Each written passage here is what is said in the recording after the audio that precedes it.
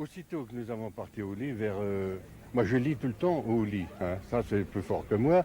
Ma femme couchait un peu plus loin et tout d'un coup, j'entends vers 10 minutes après un bruit vraiment sourd comme si c'était un tremblement de terre. Ça a fait pas plus, hein. Ça a duré environ peut-être 10 secondes. Je sors, j'enfile le falzar, comme bien entendu. Ma femme, elle était de l'autre côté. Elle dit, mais il y a tombé un avion. Mais je dis non, c'est pas un avion, c'est l'église qui est tombée. Alors, enfin, le clocher plutôt dire. Puis j'aperçois l'éclair. Il y avait une fumée, tellement de poussière, c'était incroyable, on ne pouvait pas sortir. En effet, Madame Simon, ce n'était pas un avion, mais bel et bien le clocher de l'église Saint-Aignan qui s'effondrait.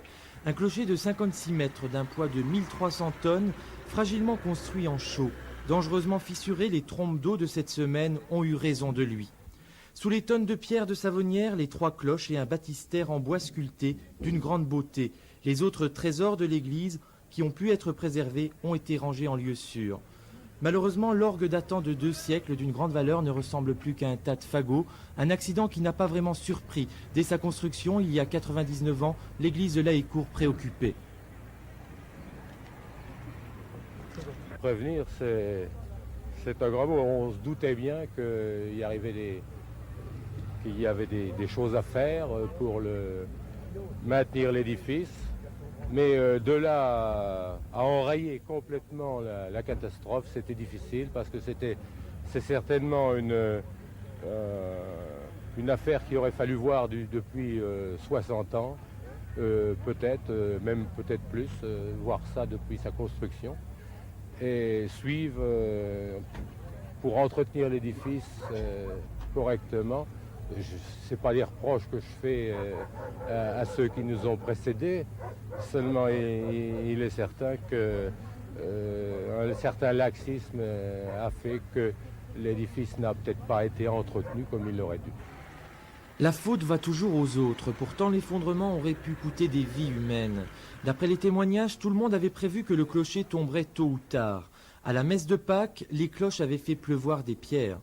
L'église de Laécourt avait fini par faire peur. Le curé de la paroisse, sous le choc, n'a pas souhaité nous parler. Sous les gravats, tous les symboles des villageois se trouvent enfuis. Mes enfants ont été baptisés, ils ont fait leur communion, ma fille s'est mariée. Alors, vraiment, on était quand même un peu touchés, quoi. Bon, après, ça aurait pu être plus dramatique. Ça fait un trou, ni moi. C'est ce qu'elle représentait pour vous, cette église? Moi, je ne suis pas, ça fait pas longtemps que je suis installé ici. Tout le monde la prenait pour une cathédrale, mais malheureusement, elle n'était pas sur l'île. Qu'est-ce que vous voulez que je vous en dise, là?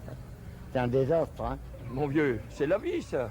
Il faut demander des gens là qui étaient au département, puis ça va aller. Dans 2 ans, elle est refaite. La réfection ou la démolition de l'église reste en effet une question d'argent. En attendant l'aménagement de la salle communale, les gens iront à la messe au village d'à côté. Pour l'instant, si l'église n'est plus le lieu du culte, elle est celui de la curiosité.